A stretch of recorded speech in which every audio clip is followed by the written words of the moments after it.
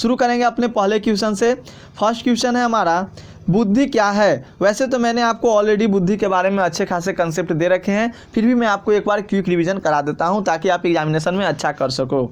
शुरू what is intelligence यहाँ पे कहता है, तो मैंने आपको सिंपल वर्ड में जनरल सा डिफिनेशन बता रखा है कि बुद्धि का मतलब होता है कि अपने परिवेश को समझने की एक तरह की कैपेसिटी होती है, अपने इन्वायरमेंट की समझने की एक तरह की कैपेसिटी होती है, या आप ये भी कह सकते हो कि विवेकपूर्ण चिंतन करना या जीवन की चुनौतियों का क्या करना, सामना करना। जितना भी संसाधन उपलब्ध रहे उसी संसाधन को प्रभावी ढंग से उसका उपयोग करना, उसी को हम लोग बुद्धि कहते हैं। मैंने सिंपल वर्ड में आपको समझा रखा है, यानी कि अपने परिवेश को समझने की क्षमता से, विवेकपूर्ण चिंतन करने से और जीवन की जितनी भी चुनौतियां आती है जीवन में उनको सामना करना। कैसे भाई, तो जितने आपको उपलब्ध संसाधन हैं उन्हीं संसाधनों को प्रभावी ढंग से उपयोग करके। तो समझिएगा यहाँ पे डिफिनीशन हमारा कहता है कि बुद्धि जो है एक समूच या सार्वजनिक क्षमता है जिसके सहारे व्यक्ति उद्देश्यपूर्ण क्रिया करता है, विवेकशील चिंतन करता है तथा वातावरण के साथ प्रभावी ढंग से समायोजन करता है। यानी समायोजन करने का मतलब कि उसका प्रभावी ढंग से एक तरह से उपयोग करता है। ठीक है। और फ्रेंड्स, मैं उम्मीद करूंगा कि आपका ये क्लियर हो जाएगा बुद्धि क्या है, इंपॉर्टेंट रहेगा आपके एग्जामिनेशन के लिए। और बुद्धि से रिलेटेड बहुत सारे क्वेश्चंस आपके एग्जामिनेशन में पूछ जाते हैं, थोड़ा सा हम लोग डिस्कस कर लेते हैं।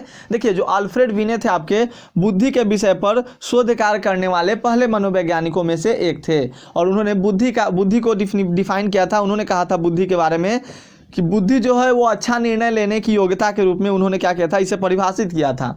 फिर आप लोग एक और नाम सुनिएगा, वेस्लर, जिनका बनाया गया बुद्धि परीक्षण जो था वो बहुत व्यापक रूप से क्या किया जाता है, तो आज यूज किया जाता है, उपयोग किया जाता है। तो उन्होंने, वेस्लर ने बुद्धि को भी डिफाइन किया था। वेस्लर के अनुसार बुद्धि क्या होता है ये भी आप लोग ध्यान में रखिएगा। उन्होंने बताया था कि व्यक्ति की वह समग्र क्षमता है जिसके द्वारा व्यक्ति जो होता है वो सविवेक चिंतन करता है। क्या, तो सविवेक, यानी सब मतलब होता है अच्छा, विवेक मतलब होता है बुद्धि। एक अच्छी बुद्धि से क्या करता है, चिंतन करता है, एक अच्छा उद्देश्य लेकर किसी उद्देश्य से आपके साथ व्यवहार करता है, मतलब एक स्व उद्देश्य व्यवहार करता है तथा अपने पर्यावरण को प्रभावी रूप से निपटने में क्या होता है, समर्थ होता है। तो उसे बुद्धि किसने बताया था, वेस्लर ने। और बुद्धि के अब बहुत सारे सिद्धांत दिए गए हैं, जैसे एक कारक सिद्धांत, वन फैक्टर थ्योरी था, अल्फ्रेड बिने ने दिया था, ध्यान रखिएगा, इंपॉर्टेंट रहेगा, ऑब्जेक्टिव में पूछेगा। द्विकारक सिद्धांत चार्ल्स स्पियरमैन 1927 में दिए थे। तो ये सब आप लोग याद रखेंगे। बुद्धि का पदानुक्रमिक मॉडल जिसे आप क्या कहते हो, बुद्धि का संरचना मॉडल भी, और बुद्धि का पदानुक्रमिक मॉडल जिसे आर्थर जेनसन ने दिया था। पदानुक्रमिक मॉडल किसने दिया था, आर्थर जेनसन ने। तो याद रखिएगा, उन्होंने पदानुक्रमिक मॉडल में बताया भी था, उन्होंने कहा था कि योग्यताएं जो होती है वो दो स्तर में बटी, एक होता है लेवल 1 और एक होता है लेवल 2। तो इस तरह से आप लोग ध्यान में रखिएगा। और बात हम लोग कर ले कि बुद्धि का जो आपका संरचना मॉडल था, यानी कहते हैं स्ट्रक्चर ऑफ इंटेलेक्ट मॉडल, वो जेपी गिलफोर्ड ने बुद्धि का संरचना मॉडल दिया था। और उन्होंने बुद्धि को मतलब तीन भागों बौद्धिक विशेषताओं को तीन भागों में क्या किया था, वर्गीकृत किया था, सक्रियाएं, विषय वस्तु, उत्पाद। तो आप लोग याद रखिएगा, बहुबुद्धि का सिद्धांत हार्वर्ड गार्डनर ने दिया था, बुद्धि का त्रिचापीय सिद्धांत रॉबर्ट स्टर्नबर्ग ने दिया था, तो पास मॉडल, ये सब आप लोग याद रखेंगे, वेरी इंपॉर्टेंट रहेगा। ऐसे मैं आपको आज ऑब्जेक्टिव कराऊंगा रात को, तो उसमें आपको सारे कंसेप्ट मैं क्लियर कर दूंगा। चलिए सेकंड क्वेश्चन देखिए, कहता है कि भैया आप अनुरूपता से क्या समझते हैं, अनुरूपता से क्या समझते हैं। पहले देखिए, इसको समझने से पहले आपको अभिवृत्ति समझना होगा कि अभिवृत्ति क्या होता है, क्योंकि अभिवृत्ति जो टर्म्स है इस डिफिनीशन में आता ही आता है। तो देखिए, अभिवृत्ति के बारे में मैंने आपको, इसके बारे में मैंने आपको कंसेप्ट दे रखा है, लेकिन फिर से समझ लेते हैं। कहता है कि सामाजिक प्रभाव के कारण जो भी व्यक्ति होता है, तो व्यक्ति के बारे में एक, मतलब उसके विषय के बारे में एक हम लोग क्या करते हैं, दृष्टिकोण विकसित करते हैं। दृष्टिकोण, अब मान लीजिए शुरू कोई आदमी किसी को लव यू या कुछ भी कह देता है, तो वो क्या करता है, पहले सोचता है कि हाँ भैया कैसा आदमी है, क्या है, या अपने परिवार के बारे में सोचता है कि I am able for this या नॉट, मतलब ऐसा सोचता है। देन आफ्टर वो क्या करता है, उसको रिप्लाई देता है, जो भी अपना हो गया वो कहता है। तो यहाँ पे बात करती है कि अनुरूपता से आप क्या समझते हैं, what do you mean by conformity. तो ध्यान में रखिए, कहता है सामाजिक प्रभाव का एक प्रकार है जिसमें व्यक्ति वर्तमान सामाजिक मानकों का अनुपालन करते हुए अभिवृत्तियों में परिवर्तन, अपनी अभिवृत्तियों में क्या करता है, परिवर्तन कर लेता है। ध्यान देंगे आप लोग, मैंने यही आपको समझाने की कोशिश किया था एग्जाम्पल देकर। अब देखिए फोबिया, तो ये तो आप लोग बिल्कुल इससे भली भांति परिचित होंगे। जैसे जैसे एग्जाम आया था सब लोग स्टेटस लगाना शुरू कर दिए थे कि एग्जाम में फोबिया हो गया, मतलब डर नहीं है लेकिन फिर भी क्या करना, डरना, यानी मतलब बेमतलब का डरना, बेमतलब के डर को फोबिया कहते हैं। तो देखिए कहता क्या है कि चिंता विकृति में व्यक्ति किसी ऐसे विशिष्ट वस्तु व परिस्थिति के सतत या असंतुलित मात्रा से डरता है जो वास्तव में व्यक्ति के लिए खतरनाक नहीं होता है। बिल्कुल मैंने वही बताया आपको, मतलब डर नहीं है फिर भी डर रहे हैं। अरे भाई हम जब एग्जामिनेशन की पूरी अच्छी खासी प्रिपरेशन कर रखे हैं तो हम डरेंगे क्यों, लेकिन फिर भी क्या होता है लोग स्टेटस जरूर से जरूर लगाते हैं कि I am suffering from examophobia, waterphobia, hydrophobia, ये सब बीमारी होती है, तो ध्यान रखिएगा, इंपॉर्टेंट रहेगा आपके लिए। नेक्स्ट हमारा क्वेश्चन कहता है मनोवृत्ति क्या है। अब मनोवृत्ति एटीट्यूड क्या है, लड़कियां लोग तो देख रही होंगी तो वो पहले से ही समझ चुकी होंगी कि एटीट्यूड क्या होता है, बिल्कुल समझ चुकी होंगी एटीट्यूड के बारे में, तो ध्यान रखिएगा। हालांकि वो होता नहीं है, एटीट्यूड का मतलब आप लोग समझिए जो भी है, लेकिन यहाँ पर देखिए क्या कहता है, सिंपल सा वर्ड में मैं आपको समझा भी दूंगा। वातावरण के कुछ पहलुओं के प्रति व्यक्ति के भावों, विचारों एवं क्रिया करने की पूर्व प्रवृत्तियों को मनोवृत्ति कहा जाता है। बिल्कुल जो भी इन्वायरमेंट में है, इन्वायरमेंट में जितने भी भाव विचार हैं उनके प्रति एक मतलब अपनी क्रिया देना, एक मतलब प्रवृत्तियों के प्रति अपनी क्रिया देना मनोवृत्ति कहलाता है, एटीट्यूड कहलाता है। मैंने आपको बताया भी था एटीट्यूड के बारे में, पर्सनैलिटी के बारे में बताया था, बहुत अच्छे खासे कंसेप्ट भी आपको दे रखे हैं। अब बात कर ले हम लोग वायु प्रदूषण की। एक 2019 का क्वेश्चन देखिएगा, 2019 के क्वेश्चन बैंक में, तो क्वेश्चन पूछा था कि शुद्ध वायु, ऑप्शन दिए हुआ था 78% नाइट्रोजन, 21% ऑक्सीजन, कार्बन डाइऑक्साइड 0.03%, ऐसे करके कुछ था। मैंने देखा था क्वेश्चन बैंक, तो उसमें मैंने पढ़ा था इस क्वेश्चन को। तो ध्यान दीजिएगा वायु प्रदूषण वही होता है, ध्यान दीजिएगा वायु प्रदूषण का मतलब होता है कि जब वायु में carbon monoxide, carbon dioxide, sulphur dioxide, जो भी मतलब विषैली गैस है, उनका अगर मिक्सिंग हो जाता है हवा में तो उसे हम लोग कहते हैं वायु प्रदूषण। यानी कहने का मतलब सिंपल सा वर्ड यहाँ पे, जीव जगत तथा उसके पर्यावरण को हानि पहुंचाने वाले पदार्थों के वायुमंडल में प्रवेश को वायु प्रदूषण कहते हैं। एग्जाम्पल के तौर पर आप लोग ले लीजिए ना, एग्जाम्पल के तौर पर कार्बन मोनोऑक्साइड को मान लीजिए, सल्फर डाइऑक्साइड को मान लीजिए, ये सब क्या होता है, तो हम लोग वातावरण को प्रदूषित करता है, वायु को प्रदूषित करता है। तो इंपॉर्टेंट रहेगा आपके एग्जामिनेशन के लिए। और जो बच्चे ज्योग्राफी लिए होंगे उनको तो इसके बारे में याद ही होगा, ज्योग्राफी में तो ये क्वेश्चंस वायु प्रदूषण, जल प्रदूषण और जो भी प्रदूषण है वो पूछा ही जाता है हर बार, मैंने आपको बताया भी था। और 6 नंबर देखिए, जितने भी क्वेश्चन होंगे आपको भी इंपॉर्टेंट लग रहे होंगे और इंपॉर्टेंट है ही है। व्यक्तित्व के प्रकार ए एवं प्रकार बी में क्या अंतर है। अब मैंने अभी कुछ देर पहले आपको क्या बताया था, देखिए आर्थर जेनसन ने क्या हुआ था, बुद्धि का पदानुक्रमिक मॉडल प्रस्तुत किया था। कौन, तो आर्थर जेनसन ने। लेकिन यहाँ पे हम लोग बात कर लें कि व्यक्तित्व के प्रकार, तो एक आपके वैज्ञानिक थे, इनका नाम आप लोग याद ही रखेंगे, फ्रीडमैन का नाम आप लोग सुने होंगे। बिल्कुल साथियों, मैं लिख देता हूँ, देखिए वीडियो थोड़ा सा लंबी होगी बट आप लोग समझिएगा अच्छे से। फ्रीडमैन के बारे में आप लोग सुने होंगे और रोजेनमैन के बारे में। तो फ्रीडमैन और रोजेनमैन जो थे उन्होंने टाइप ए टाइप बी मतलब व्यक्तित्वों का क्या किया, वर्गीकरण किया। और टाइप ए में क्या बताए थे, टाइप ए में उनका कहना था कि जैसे माने जो लोग होते हैं ना, इसमें उनके अंदर उच्च स्तरीय अभिप्रेरणाएं होती है। जैसे वो सोचते हैं कि धैर्य की, उनमें धैर्य के क्या होते हैं, कमी होता है, समय की कमी का अनुभव करते हैं, उतावलापन होता है, कार्य करने के बोझ से हमेशा लदे रहते हैं कि हाँ ये काम कर लिए, वो करना है, सुबह में तो दाल भात बना लिए, अब रात को क्या बनाएंगे, रात को रोटी सब्जी बनाएंगे या कुछ बनाएंगे। तो ऐसा मतलब उनके साथ बिहेवियर होता रहता है कि सुबह का खाइए तो शाम के लिए सोचिए। मतलब एक तरह से आप सिंपल सा वर्ड में इस तरह से समझ सकते हो। तो धैर्य की कमी, समय की कमी का अनुभव करना, उतावलापन, कार्य के बोझ से हमेशा लदे रहना, ये सब अनुभव कर पाना किसके अंतर्गत आता है, टाइप ए में। आप सिंपल सा याद कर लीजिए, आप लिख सकते हो, इसका कोई जरूरत नहीं याद करने का, ठीक है। देखिए टाइप बी के बारे में मैं बता दूं, टाइप बी में क्या होता है कि इस प्रकार के लोगों में क्या होता है कि जो टाइप बी के होते हैं दोस्तों, इनमें टाइप ए के अगर हम लोग मुताबिक बात कर लें तो इनमें विशेषताओं का अभाव, मतलब विशेषताओं के अभाव के रूप में आप समझ सकते हो टाइप बी में। और टाइप ए में कुछ कुछ बात याद रखिएगा, जैसे इसमें जो होता है लोग होते हैं ज़्यादा अति रक्तदान और कोरोनरी, ये एक हृदय रोग होता है, जैसे CHD आप कहते हो, CHD पढ़े होंगे ना आप लोग, कोरोनरी हार्ट डिजीज, बिल्कुल। तो इस प्रकार के लोग जो होते हैं CHD, उच्च रक्तदाब और उच्च कोलेस्ट्रॉल, धूम्रपान से क्या रहते हैं, इनका होने का संभावना, मतलब खतरा रहने का संभावना बहुत ज़्यादा रहता है। और टाइप बी, और हाँ एक टाइप सी के बारे में भी चर्चा कर लेते हैं। हुआ क्या था, 2021 का मॉडल पेपर जब मैं बच्चों को सोल्व करा रहा था, उसमें मैंने देखा था, एग्जाम्पल था कि टाइप सी के कौन से एग्जाम्पल, जैसे कैंसर जो आपका आता है ना, वो टाइप सी के लिए संवेदनशील होता है। तो इसको मॉरिस ने क्या हुआ था, मॉरिस ने टाइप सी के बारे में बताया था, टाइप सी के व्यक्तित्व का एक वर्गीकरण करके समझाया था, और जो कि कैंसर के प्रति क्या होते हैं, संवेदनशील होते हैं। टाइप सी के बारे में याद रखिएगा, पूछा जा सकता है, इंपॉर्टेंट रहेगा, बिकॉज मॉडल पेपर में पूछे गए थे आपके 2021 वाले में। देखिए तो टाइप ए और टाइप बी का आप लोग अब तक तो समझ ही चुके होंगे, लेकिन फिर से मैं बता दूं, टाइप ए का आशय ऐसे व्यक्तियों से जो हर काम तेज गति से करते हैं, सदैव कार्य के लिए तत्पर रहते हैं, काफ़ी प्रतियोगी होते हैं। बिल्कुल, क्या मतलब सोचते ही रहते हैं कि ये काम कर लिए तो वो करेंगे। इनमें क्रोध एवं आक्रामकता की प्रवृत्ति अधिक होती है, तो कहा जाता है कि जो जल्दी कोई काम को करेगा वो क्रोधित भी जल्दी ही होता है। दूसरी तरफ टाइप बी वाले लोग अपेक्षाकृत शांत आराम से कार्य करने वाले। तो मैंने भी जो बताया वो भी आप लिख सकते हो, ये भी लिख सकते हो, दोनों का अर्थ जो है वो सेम ही है। अब देखिए सामूहिक अचेतन क्या है भाई, अनकॉन्शियस। अनकॉन्शियस मतलब कब हम लोग फील करते हैं, कहते हैं ना हम अनकॉन्शियसनेस फील कर रहे हैं, तो यहीं पे वो बात की जा रही है अनकॉन्शियसनेस की। तो कहता है सामूहिक अचेतन में पूरी मानव जाति के अनुभव जो हमें अपने पूर्वजों से मिलते हैं, इकट्ठे रहते हैं, इन अनुभवों की अभिव्यक्ति कुछ प्रतिभाओं के द्वारा होती है, जिन्हें क्या कहते हैं, आदि रूप कहा जाता है, यानी आप कह सकते हैं सामूहिक अचेतन। सामूहिक अचेतन में, ठीक है, सामूहिक अचेतन में इस बात को आप समझिएगा और आदि रूप भी याद रखिएगा। नेक्स्ट हमारा कहता है यहाँ पे सामाजिक संज्ञान से आप क्या समझते हैं। अब देखिए सोशल कॉग्निशन। सोशल कॉग्निशन साथियों, क्या आप लोग इसके बारे में बता सकते हो, सब सोशल कॉग्निशन के बारे में बता सकते हैं आप लोग।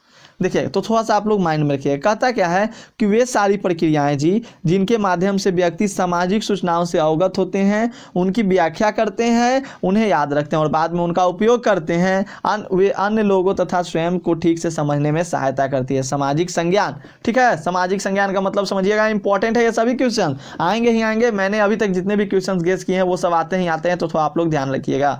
ऑब्जेक्टिव का क्लास तो हम लोग धमाकेदार परफॉर्मेंस करेंगे रात को, आज रात को धमाकेदार परफॉर्मेंस के साथ आपकी ऑब्जेक्टिव की क्लासेस कराऊंगा और महाभारत भी चलेगा 10 बजे, आप लोग जुड़िएगा महाभारत वाली क्लासेस में, जिसमें आपको मैं सारे सब्जेक्टिव क्वेश्चन बिना आंसर के साथ डिस्कस करके समझा दूंगा ताकि आप लोग एग्जामिनेशन में अच्छा कर पाओ।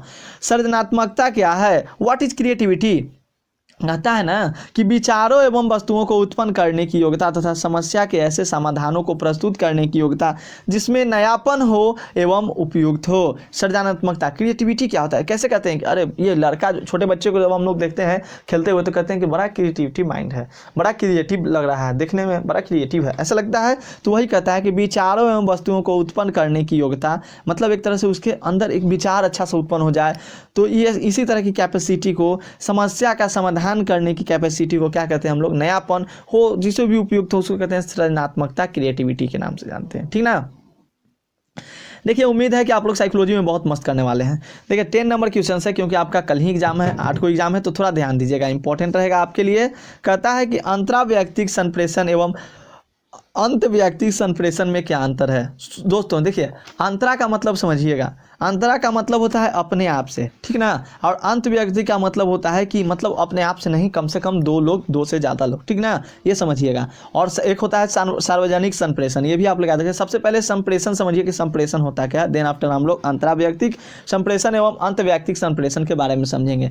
तो मैंने आपको ऑलरेडी बता रखा है कि संप्रेषण जो होता है वो एक सचेतन या अचेतन क्या होता है, सभिप्राय, या मतलब आप कह सकते हो कि एक मतलब क्या है, एक प्रक्रिया है जिसमें भावनाओं तथा विचारों को ये क्या किया जाता है, संदेश के रूप में भेजा जाता है, ग्रहण किया जाता है, उसे हम लोग संप्रेषण कहते हैं। मतलब जितने भी आपके पास भावना हो गए उसे एक्सप्लेन कीजिए, एक्सप्रेस कीजिए किसी के सामने, स्टेटस लगाकर, जो भी करके आप स्टेटस लगा के एक्सप्लेन कीजिए, या उसको कॉल करके बताइए, लेटर लिख के बताइए, मतलब किसी तरह से बोल कर बताइए, उसी को कहते हैं क्या हम लोग, संप्रेषण कहते हैं। और इसमें आपका अंतराव्यक्तिक संप्रेषण होता है, जैसे कि अंतराव्यक्तिक में व्यक्ति का स्वयं से संवाद करने की क्रिया को कहते हैं, जबकि अंतर्व्यक्तिक में होता है कि उस संप्रेषण में 2 या 2 से अधिक व्यक्तियों से संबंधित होता है, मतलब कि उसमें ज़्यादा लोग हों। और एक आपको मैंने पढ़ाया था सार्वजनिक संप्रेषण के बारे में, ध्यान रखिएगा। जैसे आपके रेडियो टेलीविजन पे मोदी जी आते हैं, मन की बात करके चले जाते हैं, अब मोदी जी का ही नहीं एग्जाम्पल, जो भी आप समझिए, मतलब कि कोई वक्ता जो मतलब मुख से या जनसभा में भाषण देता है, अप्रत्यक्ष रूप से कहिए ना, मतलब जहाँ वो रेडियो में टेलीविजन के माध्यम से कुछ भी बात कर ले तो उसको कहते हैं क्या, सार्वजनिक संप्रेषण। तो दोस्तों उम्मीद करता हूँ कि आपके 10 क्वेश्चन जो थे वो अच्छे खासे कंसेप्ट के साथ आपको समझ में आए होंगे। फर्स्ट क्वेश्चन है हमारा कि मनोवैज्ञानिक गुणों के प्रमुख क्षेत्रों को बतलाइए। वीडियो को पूरा जरूर देखिएगा, क्योंकि कौन सा क्वेश्चन आपके एग्जामिनेशन में पूछा जाए ये तो मुझे भी नहीं पता है। तो कहता है कि मनोवैज्ञानिक गुणों के प्रमुख क्षेत्रों को बतलाइए। वेरी वेरी इंपॉर्टेंट क्वेश्चन साथियों। Point out the major domains of psychological attributes. मैंने आपको पहले ही बता रखा है कि मनोवैज्ञानिक गुणों को जानने के लिए सबसे पहले तो हमें मूल्यांकन करना होता है। तो मूल्यांकन जो होता है वो फर्स्ट स्टेप होता है किसी के मनोवैज्ञानिक गुणों को जानने के लिए, पता लगाने के लिए, उसके बारे में पढ़ाई करने के लिए। तो कहता है यहाँ पे क्या है कि मनोवैज्ञानिक गुण बहुआयामी होते हैं, अर्थात यदि कोई व्यक्ति किसी अन्य व्यक्ति का सही मूल्यांकन करना चाहता है तो उसे उसका कई क्षेत्रों के कार्यों की परख करनी पड़ती है। जैसे आपके हो गए बुद्धि के बारे में पता लगाना होता है, है, माने मनोवैज्ञानिक गुणों को जानने के लिए क्या क्या पता लगाना पड़ता है, क्या क्या मूल्यांकन करना पड़ता है। तो पहले तो बुद्धि, अभिवृत्ति, अभिरुचि, व्यक्तित्व, मूल्य, ये सब इंपॉर्टेंस आते हैं मनोवैज्ञानिक गुणों का पता लगाने के लिए। तो ध्यान दीजिएगा, इंपॉर्टेंट क्वेश्चंस है आपके एग्जामिनेशन के लिए, पूछे भी जा सकते हैं आपके एग्जामिनेशन में, वेरी वेरी इंपॉर्टेंट क्वेश्चंस, और कल ही आपका एग्जाम भी है। नेक्स्ट हमारे यहाँ पे देखिए सेकंड क्वेश्चन कहता है सान्वेगिक बुद्धि क्या है, यानी what is emotional intelligence. Emotional intelligence जिस तरह से आपने पढ़ा था IQ के बारे में, उसी तरह से यहाँ पे कहता है EQ के बारे में, इमोशनल क्यूसेंट। ये देखिए यहाँ पे इंटेलिजेंस की बात करें, मैं आपको समझाता हूँ कि इमोशनल क्यूसेंट क्या होते हैं और इंटेलिजेंस क्यूसेंट क्या होता है। बुद्धि लब्धि पर है ना, उसी तरह से सान्वेगिक बुद्धि भी होता है। तो सान्वेगिक बुद्धि का संप्रत्यय सर्वप्रथम सैलोवी का नाम आप लोग सुने ही होंगे, मैंने आपको बताया भी है। सैलोवी तथा मेयर ने क्या किया था, इसको प्रस्तुत किया था, यानी कह सकते हैं आप लोग इस संप्रत्यय को सर्वप्रथम दिया था, सैलोवी तथा मेयर, याद रखिएगा, ये भी इंपॉर्टेंट है। संवेग का मतलब होता है दोस्तों इमोशन, संवेग का मतलब होता है इमोशन, यानी कहने का मतलब कि बुद्धि के विस्तार में क्या करना, इमोशन को भी साथ साथ मतलब सम्मिलित करना, यही सान्वेगिक बुद्धि कहलाता है। मतलब बुद्धि तो है लेकिन साथ साथ अपने इमोशंस को भी, मतलब इमोशंस के बारे में भी उसकी बुद्धि में क्या होना चाहिए, अटैचमेंट होनी चाहिए, तो उसे हम लोग कहते हैं सान्वेगिक बुद्धि। एग्जाम्पल के तौर पे आप समझिए, जैसे कोई लड़का है, वो अपने स्कूल में क्या है, पढ़ाई लिखाई में तो बहुत ज़्यादा तेज है, बुद्धि उसके पास बहुत है, लेकिन बात कर लें घर पर पारिवारिक संबंध के बारे में, तो पारिवारिक संबंध या मान लीजिए अपनी पत्नी से ही उसका संबंध अच्छा नहीं बन पाता है, तो उसके पास इमोशनल क्या है, इमोशनल बुद्धि तो उसके पास कम है, तो उसी को कहा जाता है सान्वेगिक बुद्धि। कोई जरूरी नहीं है कि अगर कोई बच्चा पढ़ने में तेज है तो हर चीज में तेज है, ये कोई जरूरी नहीं रहता है, थोड़ा ध्यान दीजिएगा। तो यहाँ पे बात की जाए, हम लोग कहते हैं कि सान्वेगिक बुद्धि क्या है, तो सान्वेगिक बुद्धि में कौशलों का एक ऐसा सेट होता है जिसके सहारे व्यक्ति संवेगों का नियमन यानी रेगुलेशन करना, मतलब नियमन करना, अभिव्यक्ति तथा सही सही मूल्यांकन कर पाता है। ध्यान दीजिएगा, संवेगों का क्या करता है, सान्वेगिक बुद्धि में अपने संवेगों का क्या कर पाता है, सही सही मूल्यांकन कर पाता है, यानी पता लगा पाता है। बिल्कुल ध्यान रखेंगे, इंपॉर्टेंट क्वेश्चंस समझा रहा हूं, नहीं समझ में आया कमेंट कीजिएगा। नेक्स्ट थर्ड क्वेश्चन कहता है लिबिडो क्या है। हाँ, लिबिडो का मतलब आप लोग एक पढ़े होंगे, घर में आपकी मम्मी भी कहती होगी एकदम एक छिड़ता है, ऐसी कहा जाता है ना, मतलब अपने बारे में क्या करना, केवल सोचना, एक सिरता ही कहा जाता है, एक सिरता, सही बात, तो एकदम एक सिरताहा है, ऐसे इस तरह से हम लोग बात सुनते हैं कभी कभी घर में भी, तो उसी को लिबिडो यहाँ पे समझिएगा। ईद का मतलब जानते हैं, ईड मैंने पढ़ाया था ना, ईडम अहम पढ़ाहम, ईडम अहम पढ़ाहम, तो वही है, व्यक्तित्व संरचना की बात की जा रही है, उसमें लिबिडो है। और देखिए सब बच्चे कहते हैं कि आप क्वेश्चन जो गेस करते हैं वो मैच कर जाता है। मैच कैसे करता है, मैंने शुरू में ही आपका पेपर पढ़ लिया था, पेपर में क्या लिखा था कि इस बार के एग्जामिनेशन में वही क्वेश्चंस आएंगे जो हाईलाइटेड टर्म्स रहेंगे। तो आप जाइएगा एनसीईआरटी में देखिएगा, थोड़ा थोड़ा जो ब्लैक से रहता है ना, ब्लैक से जो पॉइंट क्या वो रहता है, मैं वही बात को क्या करता हूँ, केवल पढ़ाता हूँ, और वही सब क्वेश्चंस क्या होते हैं आपके एग्जामिनेशन में मैच कर जाते हैं। तो चाहेंगे आप भी तो आप जाइए एनसीईआरटी की किताब खोलिए, जो भी आपको हाईलाइटेड पॉइंट्स लगता है, हाईलाइट पॉइंट लगता है, उसको आप एक बार देख लीजिए, आपका एग्जामिनेशन 100% कहता हूँ कि सही जाएगा। चलिए फिर से मैं आप लोगों का प्रैक्टिस भी करा रहा हूँ, तो आप लोग प्रैक्टिस भी कर ही लीजिए। तो ईदम का मतलब जानते होंगे साथियों, तो ईद का मतलब होता है कि जो अपने आप में सोचना, एक सिरताह बनना, मतलब केवल अपने आप में अपने बारे में सोचना, ना तो समाज के बारे में न सोचना, ना ही किसी और के बारे में सोचना। तो यही क्या करता है, लिबिडो जो होता है ना, वो ईदम को, यानी यहाँ पर उपाहम लिख दिया, ईदम को क्या करता है, ऊर्जा प्रदान करता है। ईद को क्या करता है, ऊर्जा प्रदान करता है। कहता है कि मूल प्रवृत्तिक जीवन बल यानी इंस्टिंक्चुअल लाइफ फोर्स जो उपाहम ईद को ऊर्जा प्रदान करता है, लिबिडो कहा जाता है। मतलब ईद को ऊर्जा प्रदान करना लिबिडो कहलाता है। अब ईद क्या होता है भाई, तो ईद का मतलब होता है कि अपने बारे में सोचना, किसी का परवाह न करना, कोई दूसरे व्यक्ति का परवाह न करना, इसको कहते हैं ईद।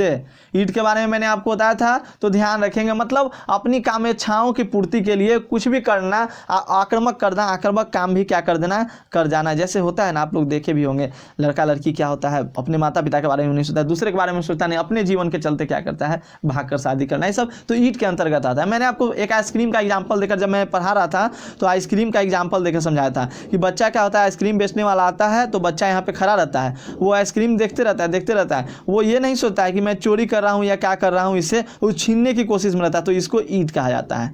और क्या होता है, अहम में थोड़ा सा सोचता है, और पराहम में क्या करता है कि अपनी मम्मी से पूछ कर कहता है कि मम्मी मम्मी मैं आइसक्रीम ले लूँ, मम्मी मैं आइसक्रीम ले लूँ, तो मम्मी कहे कि हाँ बेटा ले लो, तो वो सोचता है प्राहम में, ठीक है। तो यहाँ पे ध्यान दीजिएगा, यही होता है। तो कहता क्या है कि लिबिडो का मतलब होता है कि ईड को ऊर्जा प्रदान करना। ध्यान दीजिएगा दोस्तों, अब आपके एग्जामिनेशन में आए तो अच्छे से लिख दीजिएगा, यह सुखद नियम प्लेजर प्रिंसिपल के अनुरूप काम करता है और तत्कालिक तुष्टि करता है। आप इसे एग्जाम्पल के तौर पे ध्यान रखेंगे। इसे सुपेक्षा सिद्धांत के आधार पर कार्य करने के लिए भी कहा जाता है, तो याद रखिएगा, इंपॉर्टेंट रहेगा आपके एग्जामिनेशन के लिए। नेक्स्ट क्वेश्चन को करते हैं, व्यक्तित्व को परिभाषित करें। मैंने शुरू में आपको बताया कि व्यक्तित्व के बारे में मैं इसमें बताने वाला हूँ। What do you mean bye personality? तो सबसे पहले आप लोग समझ लीजिए कि सीलगुण क्या होता है। सीलगुण क्या होता है, क्योंकि बिहार बोर्ड ने एक बार पूछा भी था कि व्यक्तित्व का सीलगुण से आप क्या समझते हैं। ध्यान दीजिएगा, मतलब कहने का मतलब एक तरह से विशेषताएं होती है, अस्थायी विशेषता। किसी व्यक्ति की अस्थायी विशेषता को ही उसका सीलगुण कहा जाता है। ध्यान रखेंगे आप लोग, मतलब कि उसके व्यवहार में स्थिरता दिखाई दे तो उसे हम लोग कहते हैं सीलगुण। तो यहाँ पे कहता है व्यक्तित्व को परिभाषित कीजिए। व्यक्तित्व जो होता है, थोड़ा सा जूम कर देता हूँ, ठीक है, तो आप तो क्लियर दिखने लगेगा। व्यक्तित्व मनोवैज्ञानिक, ओह माय गॉड, कहाँ जा रहे हो तुम? अच्छा, व्यक्तित्व मनोवैज्ञानिक एवं शारीरिक गुणों का एक ऐसा गत्यात्मक संगठन यानी डायनेमिक ऑर्गेनाइजेशन है जो, यहाँ पर आ जाओ, जो व्यक्ति को परिस्थिति के साथ समायोजन स्थापित करने में मदद करता है। गत्यात्मक संगठन का अर्थ है कि व्यक्तित्व के सीलगुण एवं अन्य संबंधित विशेषताएं आंतरिक एवं बाह्य परिस्थिति जन्य मांगों के कारण परिवर्तित हो सकती हैं। अब ये बोलिए कि ऊपर ऊपर क्या हो गया, निकल गया। अरे तो मैंने आपको क्या बताया था व्यक्तित्व के बारे में, मैंने आपको ऑलरेडी डिफाइन कर रखा है। पर्सनैलिटी क्या कर सकते हैं, जिससे क्या हो सके, आप किसी से भिन्न दिखें। क्या दिखें? भिन्न दिखें, मतलब एक तरह से कराए कि मनोवैज्ञानिक शारीरिक गुण से, आप ये भी लिख सकते हैं। ध्यान दीजिएगा, ऊपर ऊपर अगर जा रहा है, सर के ऊपर ऊपर पार कर रहा है, तो ध्यान देंगे आप क्या लिखेगा, शारीरिक गुणों से, यानी कहने का मतलब कि आप किसी से भिन्न दिखो, यही आपकी पर्सनैलिटी है, यही आपकी व्यक्तित्व है। ध्यान दीजिएगा, इंपॉर्टेंट रहेगा। नेक्स्ट हमारा क्वेश्चन कहता है समायोजी व्यवहार का क्या अर्थ होता है। दोस्तों, समायोजी कहने का मतलब कॉपी करना। कॉपी करते हैं आप लोग, मतलब हू बहू का नाम सुने हैं, जिरोक्स कराने जाते हैं तो हू बहू, अरे फोटो कॉपी निकल गया, तो हू बहू वही बात करता है यहाँ पे कि what do you mean bye कॉपिंग behaviour, यानी कहने का मतलब समायोजी व्यवहार से तात्पर्य पर्यावरण तथा आंतरिक मांगों एवं उनके बीच द्वंद्वों का नियंत्रण करना। द्वंद्व का मतलब समझते हैं, मतलब प्रतिस्पर्धा, कि तुम पढ़ने में तेज हो तो हम भी पढ़ेंगे, द्वंद्व करेंगे, हवन करेंगे। कहता है कि क्रिया उन्मुखी एक्शन ओरिएंटेड होता है तथा अंतः मानसिक यानी इंट्रासाइकिक दोनों तरह के प्रयासों से होता है। ऐसे व्यवहार से प्रतिबलक के बुरे प्रभावों को नियंत्रित किया जाता है। यानी समायोजी व्यवहार का क्या अर्थ होता है, तो ध्यान दीजिएगा, कॉपिंग बिहेवियर यानी कॉपी करना, बिहेवियर को कॉपी करना, इसी को कहते हैं समझ देखा देखी करना, देखा हिंसकी करना, देखा हिंसकी समझे है ना, देखा हिंसकी करना। दुर्भीति क्या है, व्हाट इज फोबिया, अभी मैंने आपको सेट 1 में बताया था, बस इस क्वेश्चन को इसलिए लाया था ताकि आपको पता चल सके कि सेट 1 भी मैंने करा रखा है और आप सेट 1 को भी देख लें, क्योंकि आपके लिए इंपॉर्टेंट रहेगा। यानी कि कहता है कि किसी प्रकार का टेंशन नहीं है, फिर भी क्या करना, डरना, मतलब कोई डर का कोई बातें नहीं है, डरना मैंने आपको बताया भी है, तो जाकर देखिए, इंपॉर्टेंट है, और आप लोग देख लिए होंगे तो आपको याद होगा। 7 कहता है कि स्वतंत्र साहचर्य का अर्थ बतलाइए। तो स्वतंत्र साहचर्य जो हुआ था, सिगमंड फ्रायड का नाम सुने होंगे, द्वारा प्रतिपादित एक ऐसी विधि है जिसमें चिकित्सक के आग्रह पर रोगी अपने मन में आने वाली सभी प्रकार के विचारों को बिना हिचकिचाहट के बतलाता है। स्वतंत्र का मतलब, साहचर्य का मतलब होता है कि अपने आप को, अपने जो साहचर्य गुण है उसको क्या करना, उसको स्वतंत्र रूप से किसी के सामने क्या करना, बतलाना। तो यहाँ पे बात की जा रही है कि सिगमंड फ्रायड ने कहा था कि चिकित्सक के आग्रह पर, अगर चिकित्सक कहता है कि बताइए क्या हुआ है, तो वो ये भी बता देता है कि हाँ सर हमको तो दिनाव हुआ है, हमको खुजली हुआ है, या पेट में ये हुआ है, आंख में अतरी गल गया है, कुछ भी अपना बता देता है। तो ध्यान रखिएगा, बिना हिचकिचाहट के क्या करना, डॉक्टर के सामने अपनी बातों को कहना स्वतंत्र साहचर्य कहलाता है। देखिए दोस्तों, सिंपल वर्ड में आप समझिएगा तो आप आसानी से काम कर सकते हैं, आसानी से लिख सकते हैं, आंसर भी दे सकते हैं। देखिए 8 नंबर कहता है पूर्वाग्रह क्या है, व्हाट इज प्रीजुडिस, बहुत इंपॉर्टेंट। देखिए पूर्वाग्रह जो होता है एक तरह से नकारात्मक अभिवृत्ति ही होती है, मैंने आपको बताया था नकारात्मक मनोवृत्ति होती है, मतलब एक तरह से निगेटिविटी एटीट्यूड होता है। पूर्वाग्रह समानतः एक नकारात्मक मनोवृत्ति है जो तथ्यों पर आधारित नहीं होती है। पूर्वाग्रह का संज्ञानात्मक तत्व प्रायः घृणा, नापसंदगी जैसे भावात्मक तत्व से घिरा रहता है। मतलब कि है, वो ये है, वैसा है, वो है, ये है, मतलब यही ध्यान रखिएगा। मैंने आपको पूर्वाग्रह के बारे में बताया। तो ये सब इंपॉर्टेंट क्वेश्चंस हैं, डायरेक्ट आपको यही सब क्वेश्चन देखने को मिलेंगे। देखिए भीड़ को परिभाषित करें तो मैंने अब आपको भीड़ और समूह में अंतर बता रखा है, भीड़ के बारे में बता रखा है, आप आसानी से लिख सकते हो, वीडियोज़ को फॉलो करते होंगे। तो या जो बच्चे नए हैं वो यहाँ से भी पढ़कर समझ सकते हैं। कहता है कि जब व्यक्ति मात्र संयोगवश किसी स्थान या परिस्थिति में एकत्रित हो जाता है तो उसे भीड़ कहते हैं। जैसे एक बैग रोड पर जा रहे हैं, एक्सीडेंट हो गया, भगवान न करे कि एक्सीडेंट हो, लेकिन मान लीजिए एक्सीडेंट हो गया तो क्या होता है, एकाएक देखते हैं कि अरे एकदम उधर उधर से पूरा आदमी का एकदम जमावड़ा हो जाता है। गांव देहात में लड़ाई होने लगा ना, मारा पिटी, पटका पटकी, तो देखिएगा कि पूरा एकदम एक बैग क्या होगा कि भीड़ जमा हो जाता है, तो उसको भीड़ कहते हैं। अब भैया भीड़ की बात आती है तो भीड़ में ना तो कोई संरचना होती है, संरचना करने का मतलब कोई इसका एक निश्चित आकार नहीं होता, आकृति नहीं होता है, और न ही आत्मीयता की भावना होती है। मतलब कोई आत्मीयता की भावना मतलब कोई कुछ कहेगा, कोई कुछ कहेगा, और भीड़ में लोगों का व्यवहार भी अविवेकी होता है। जैसे मान लीजिए एक्सीडेंट का एग्जाम्पल है तो कोई कहे कि अरे इसका जल्दी जल्दी ये करो, तो कोई कहे कि डॉक्टर को बुलाते, कोई कहे कि हॉस्पिटल ले जाओ। मतलब हर व्यक्ति अपना अपना राय विचार देता है, और यहाँ पर क्या होता है, सदस्य भी आपस में परस्परता नहीं होती, मतलब एक दूसरे पर निर्भर नहीं होते, क्योंकि देखिए भीड़ है तो भीड़ एकत्रित जमा हुआ है, तो इसमें क्या होता है कि ये परस्परता भी नहीं होती है। तो ध्यान दीजिएगा, इंपॉर्टेंट क्वेश्चन है। चारों तरफ से पर्याप्त संख्या में लोग एकत्रित हो जाए तो उसे ही भीड़ कहते हैं। पर्यावरण से आप क्या समझते हो, यानी हम लोग आसपास में जितने भी वस्तुओं को देखते हैं, जैसे अभी मैं घर से बाहर निकलता हूँ, देखता हूँ कि कल है, देखता हूँ क्या कि बहुत सारे पेड़ पौधे हैं, बहुत सारे घर हैं, बिल्डिंग हैं बने हुए हैं, तो हमें क्या मतलब आता है, यही पर्यावरण है। मतलब आसपास में जितनी भी वस्तुएं हमें नजर आती है वही पर्यावरण होती है। कहता है यहाँ पे कि पर्यावरण एक सामान्य शब्द है, सिंपल सा वर्ड है, जिसके अंतर्गत प्राणी का भौतिक, सामाजिक एवं सांस्कृतिक परिवेश आता है। भौतिक वातावरण में प्राकृतिक एवं मनुष्य द्वारा निर्मित चीजें तथा सांस्कृतिक एवं सामाजिक परिवेश में समाज की प्रथा, मानक मूल आदि को रखा जाता है, यानी जिसे हम लोग अपने आसपास महसूस करते हैं, फील करते हैं, देखते हैं, सब क्या है, पर्यावरण है, इन्वायरमेंट है। तो ये सब आपके लिए इंपॉर्टेंट रहेगा।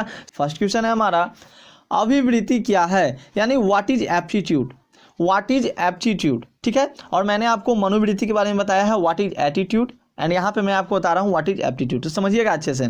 कहता क्या है कि अभिवृत्ति से तात्पर्य कौशलों को अभिग्रहण करने की अंतःशक्ति से होता है।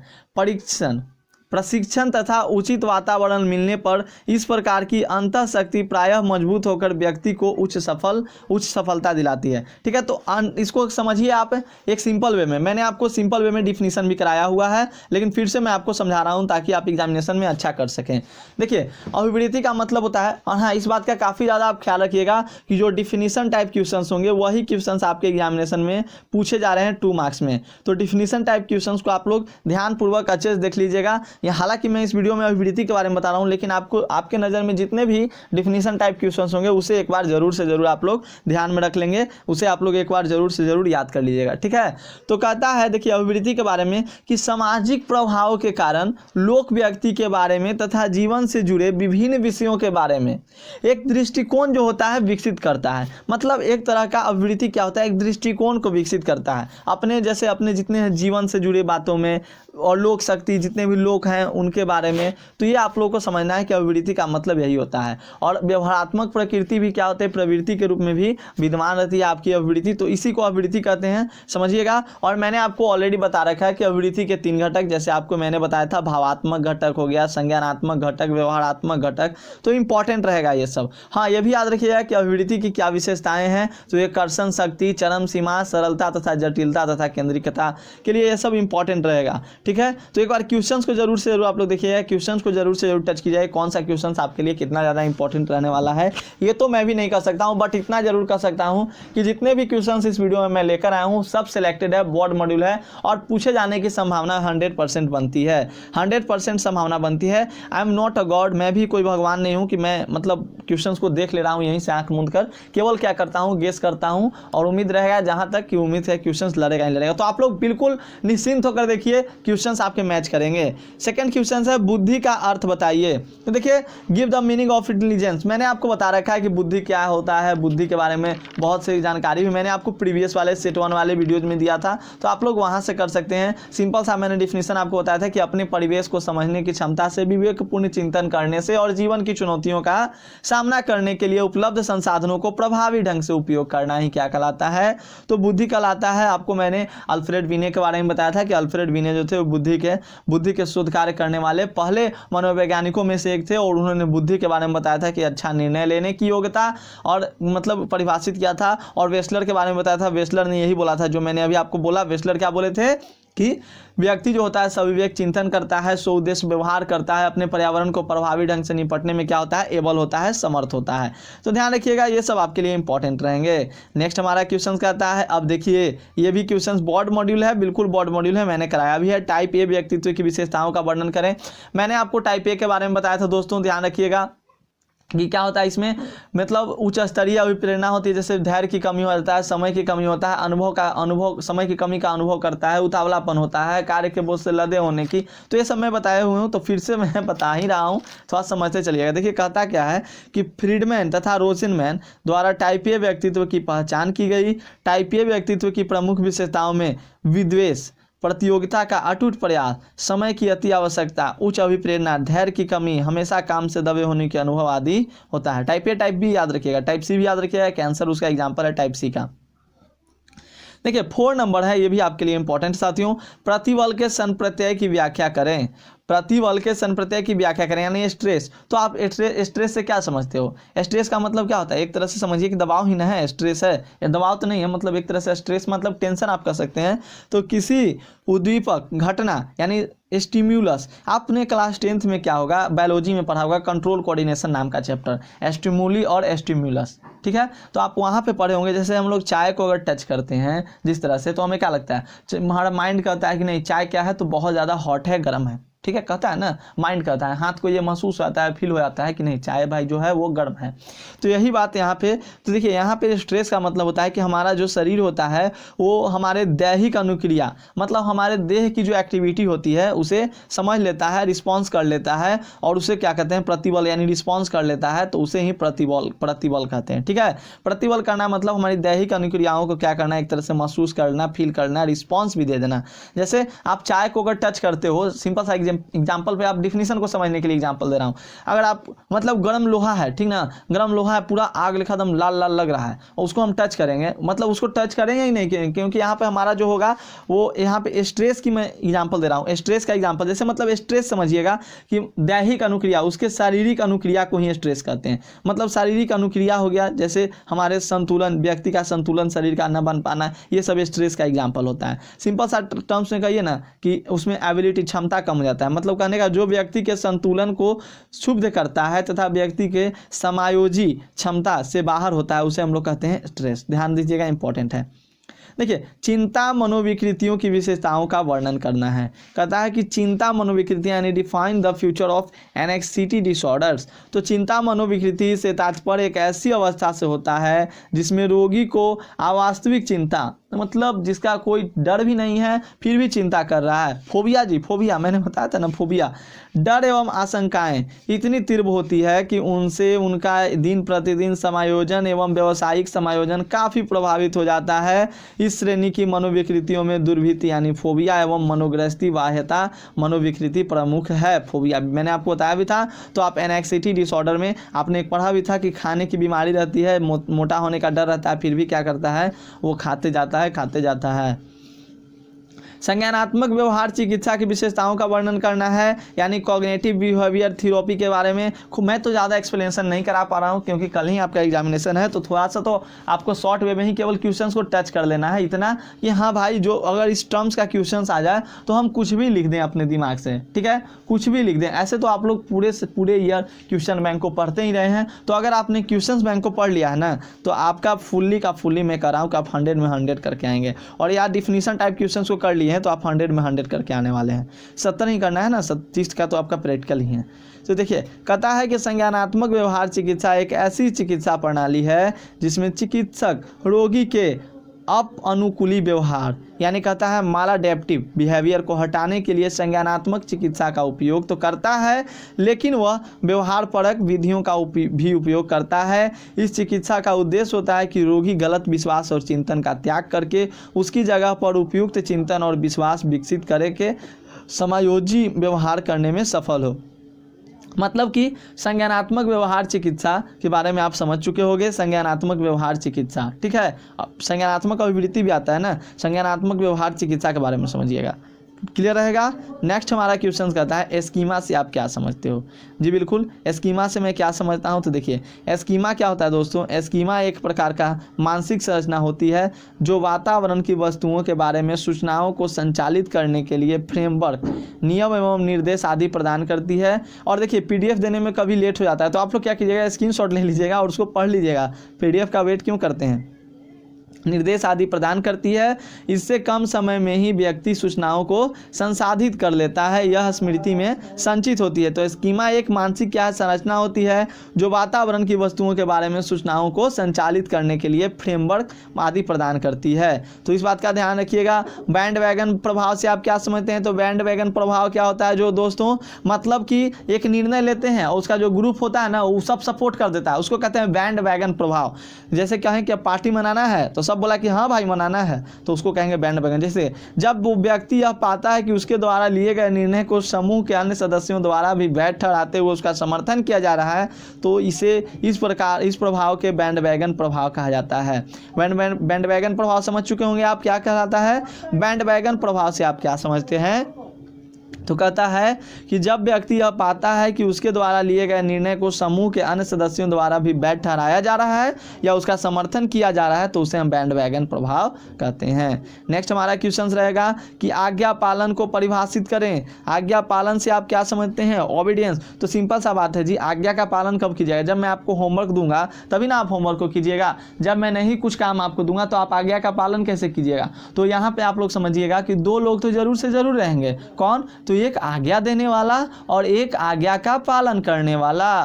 तो यहाँ पे कहता है आज्ञा पालन सामाजिक प्रभाव उत्पन्न करने का सबसे सीधा तरीका है, सबसे सिंपल तरीका है। इस प्रविधि में एक व्यक्ति प्रायः अधिकारी होता है और दूसरे व्यक्ति को आदेश देता है और वह व्यक्ति क्या होता है, उसके आदेश को पूरा करता है। तो एक पदाधिकारी अपने किरानी को आदेश देते हैं, उसका पालन सामान्यतः किरानी को करना पड़ता है। मतलब कहता है कि जैसे हम किसी को आदेश दिए और वो हमारे आदेश को पालन कर लिया तो उसी को कहते हैं आज्ञा पालन। तो ध्यान दीजिएगा, आज्ञा पालन को आप अपने सिंपल से अपनी भाषा में भी लिख सकते हो।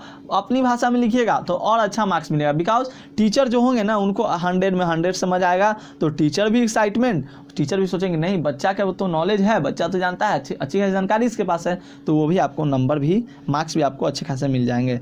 अब देखिए कुंठा आक्रामकता परिकल्पना क्या है। तो कुंठा का मतलब आप लोग समझ ही चुके हैं, आक्रामकता का मतलब समझते ही हैं, तो इसी बात को मिलाकर लिख देना है। और ये बात ध्यान दीजिएगा कि जो होती है ना कुंठा आक्रामकता, तो इसमें आक्रामक जो होता है वो आक्रामक व्यवहार होता है, वो कुंठा से उत्पन्न होता है। लेकिन जो होता है कि कुंठाओं से आक्रामकता उत्पन्न नहीं होती, यही बात को इसमें समझाया जाता है कुंठा आक्रामकता में। समझिएगा क्या कहता है, what is frustration aggregation hypothesis. तो कहता है कुंठा आक्रामकता परिकल्पना बतलाता है कि सभी आक्रामक व्यवहार कुंठा फ्रस्ट्रेशन से उत्पन्न होते हैं, परंतु सभी तरह के कुंठाओं से आक्रामकता उत्पन्न नहीं होती है। केवल तीव्र एवं अनुचित यानी अनजस्टिफाइड कुंठा से ही आक्रामकता उत्पन्न होती है। यानी कहने का मतलब हुआ सिंपल वर्ड में कि जो कुंठा होता है वो मतलब सभी आक्रामक व्यवहार कुंठा से उत्पन्न होते हैं, लेकिन जो कुंठा होते हैं वो कुंठा से ही आक्रामकता उत्पन्न होती है। मतलब यहाँ पर समझिएगा, कहता परंतु सभी तरह के कुंठाओं से आक्रामकता उत्पन्न नहीं होती है। मतलब साथियों कि जो होता है क्या कि जो आपके कुंठा से क्या होते हैं, आक्रामक व्यवहार से कुंठा उत्पन्न होते हैं, परंतु सभी तरह के कुंठाओं से आक्रामक व्यवहार उत्पन्न नहीं होता है। तो इसी को कहा जाता है फ्रस्ट्रेशन एग्रीगेशन हाइपोथेसिस। तो कुंठा आक्रामकता परिकल्पना से आप क्या समझते हैं, याद रखिएगा। उम्मीद करता हूं कि आपने फर्स्ट और सेकंड सेट को देख लिया होगा, तो आपके लिए इंपॉर्टेंट रहेगा। चलिए जुड़ेंगे हम लोग रात में महाभारत की क्लासेस में, वो बहुत आपके लिए इंपॉर्टेंट रहने वाला है। उसमें हम सारे इंपॉर्टेंट क्वेश्चंस को डिस्कस कर लेंगे, वो भी बिना आंसर के साथ, केवल क्वेश्चंस के साथ। ठीक है, तो take care all of you, मिलते हैं नेक्स्ट वीडियो में। तब तक के लिए धन्यवाद, अपना ध्यान रखिएगा सभी लोग।